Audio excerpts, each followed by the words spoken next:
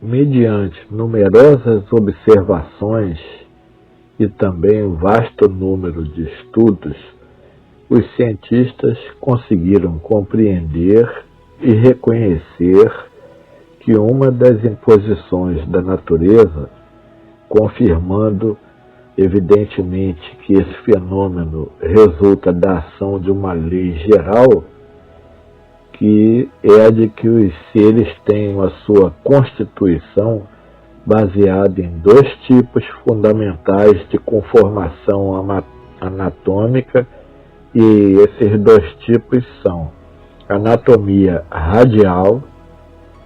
A anatomia radial é configurada por um desenho específico criado ao redor de um eixo, ou seja, sua estrutura é espiralada, similar ao formato de um caracol. Um outro bom exemplo desse mesmo padrão estrutural é a Via Láctea, a galáxia na qual nós vivemos.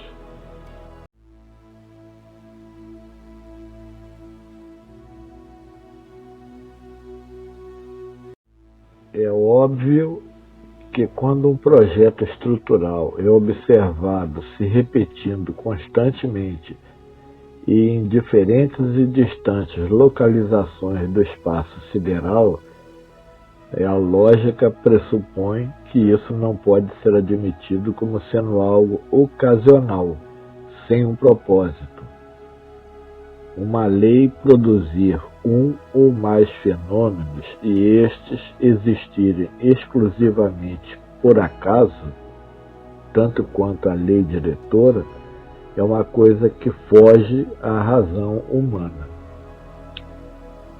Estabelece-se como sendo inegável a manifestação plena de uma expressão maior, que pode ser representada como um grupo de leis perfeitas, absolutas, inquebrantáveis, e cujo nascimento, sob nenhuma hipótese, pode ser creditado a um episódio fictício, como exposto pela teoria do Big Bang, direcionando um ou mais efeitos, os quais podem ser melhor compreendidos como sendo uma criação sequencial, mesmo apresentando algumas pequenas variações em sua disposição estrutural.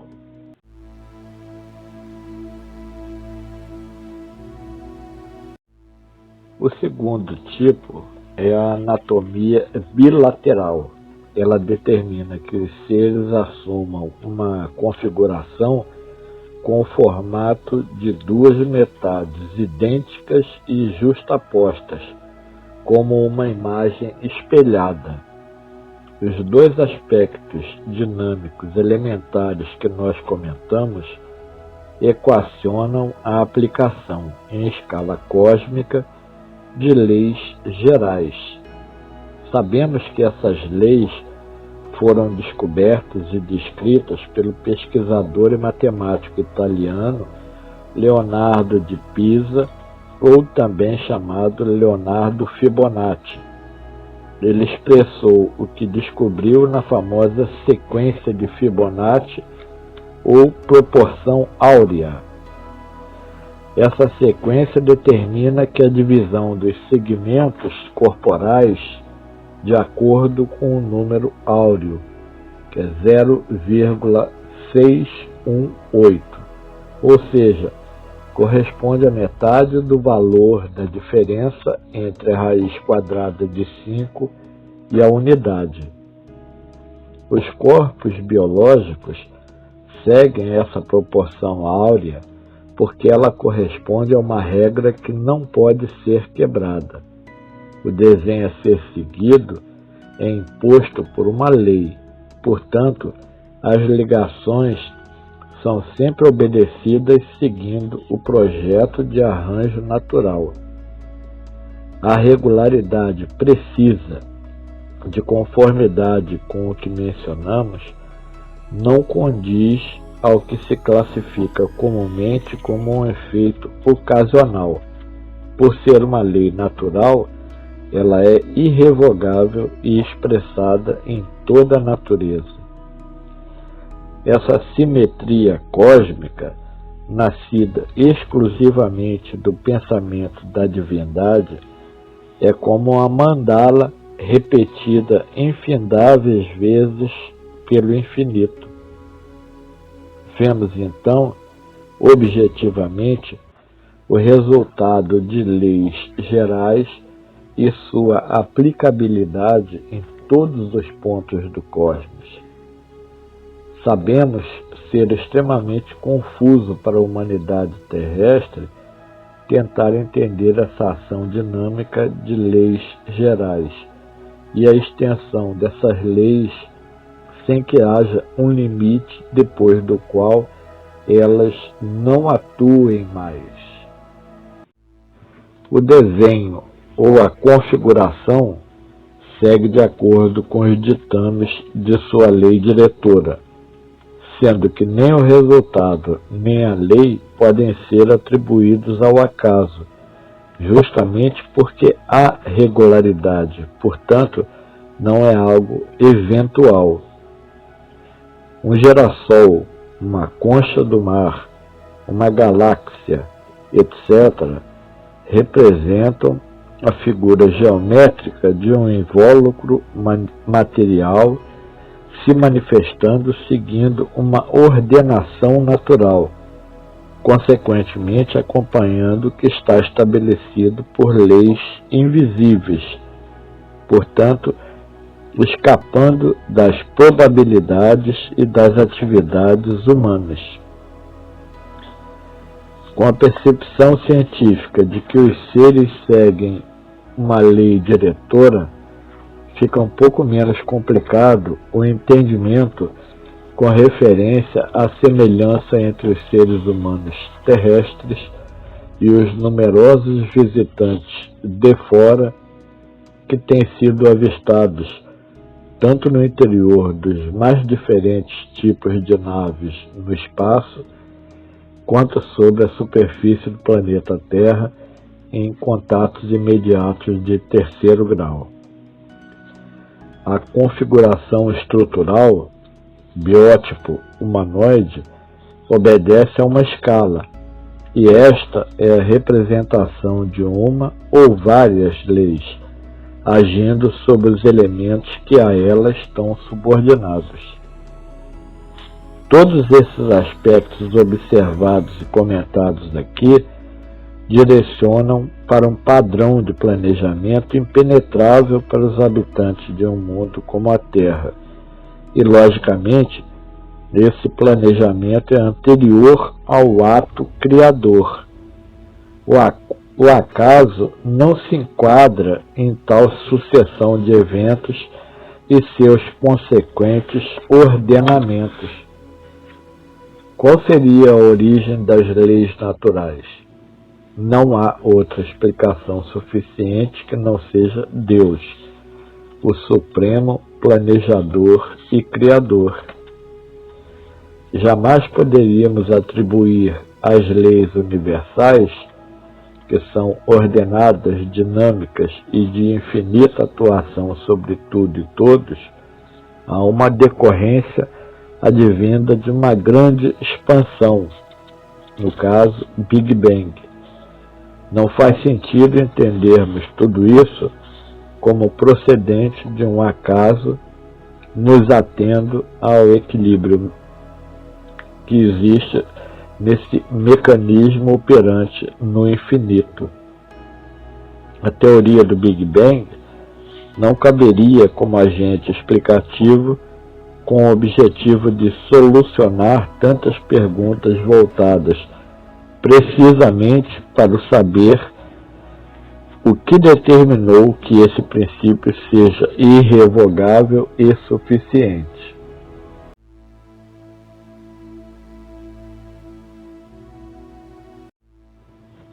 Cabe ser lembrado aqui que todo efeito inteligente nos remete para uma causa inteligente.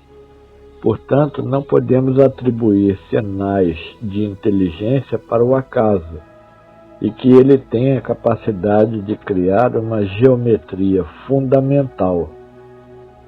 Indicam esses dois tipos básicos de configuração anatômica que eles são fenômenos repetidos em todos os pontos do espaço. Em outras palavras, eles resultam de uma lei natural atuante em cada recanto sideral.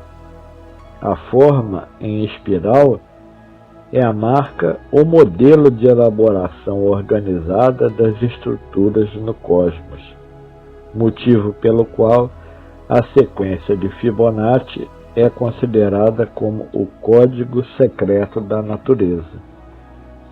Não é necessário possuir dezenas de diplomas universitários para entender que a observação da presença de um padrão continuamente repetido comprova uma natureza direcionada por leis e não por algo ocasional.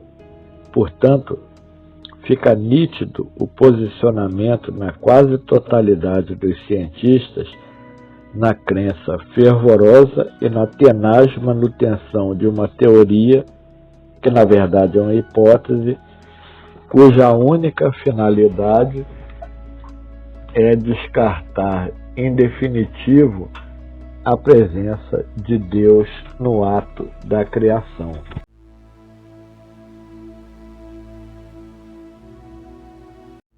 Deus, essa força criadora inteligente, é o principal responsável por tudo o que existe no cosmos. Junto a ele atuam outros espíritos de grande envergadura e de altíssimo nível de desenvolvimento espiritual. Crer, mesmo que por pura conveniência ou arrogância, que as leis atuantes na vastidão cósmica tenham nascido posteriormente a uma expansão casual, Big Bang, é um contrassenso, porque escapa totalmente de qualquer entendimento que possa ser tido como científico. A grande expansão é uma argumentação falha, cujo propósito não visa informar com dados reais. Ao contrário, o que pretende-se é ocultar de maneira descarada a figura de um Deus criador que não pode ser submetido à análise experimental.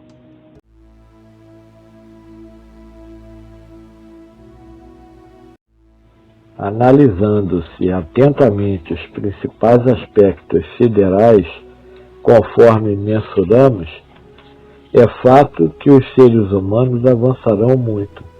Entretanto, somente quando ocuparem a posição de espíritos puros é que eles entenderão os meandros da formação do cosmos.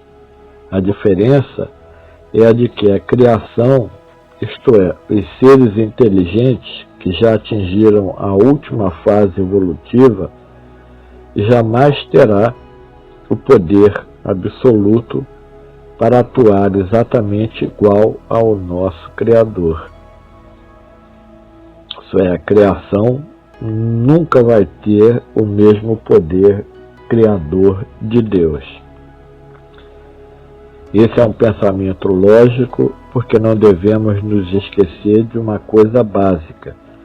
Nós somos criações divinas, e justamente por esse motivo, nunca atuaremos de igual para igual com o Criador, e sim como operários trabalhando em conjunto com o engenheiro responsável, co-criando com Deus e atuando em um trabalho altamente especializado, tendo como elemento de labor o fluido cósmico universal que é produzido pela mente divina e que inunda o espaço sideral.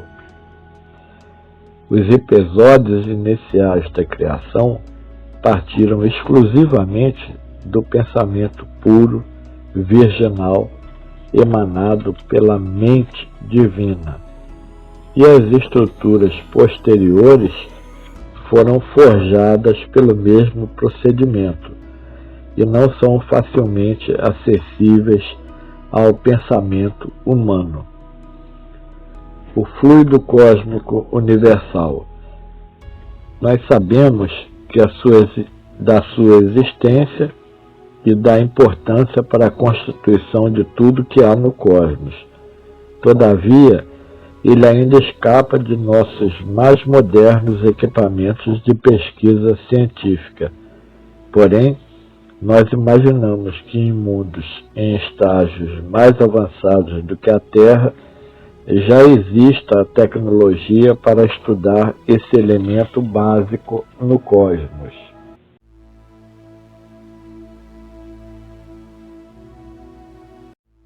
Os princípios inteligentes são entidades que vivem a fase de infância daquilo que bilhões de anos depois se tornarão espíritos. Nem os princípios inteligentes e nem os espíritos sabemos exatamente o que são, porque ambos são inacessíveis à instrumentação e à investigação científica terrestre, por enquanto. A criação da parte dos espíritos não possui a mesma característica de perenidade como as criações de Deus, como o fluido cósmico universal e os espíritos. O fluido cósmico universal jamais deixa de existir e os espíritos também. As outras criações têm um tempo determinado de existência material e depois retornam à fonte de origem, que é o fluido cósmico universal. Nós temos ciência sobre a geração das formas de pensamento, das larvas perispirituais, das criações mentais inferiores, dos espíritos emparedados e outras coisas mais. E mesmo que essas produções se manifestem por um período de tempo longo, há um momento no qual elas deixam de existir, porque somente as criações de Deus não cessam de estar presentes no cosmos.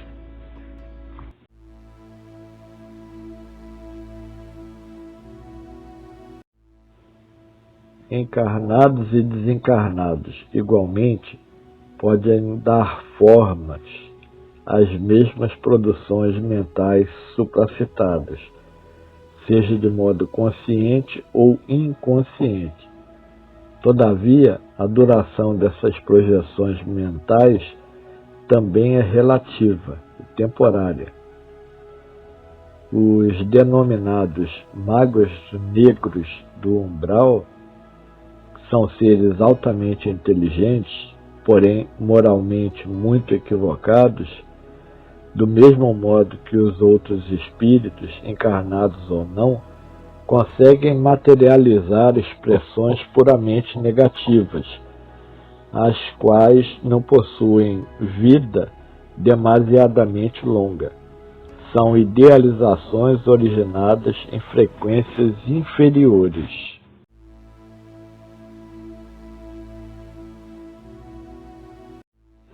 Em um nível muito superior, inacessível para nós agora, os que agem em cocriação em plano maior são os espíritos puros.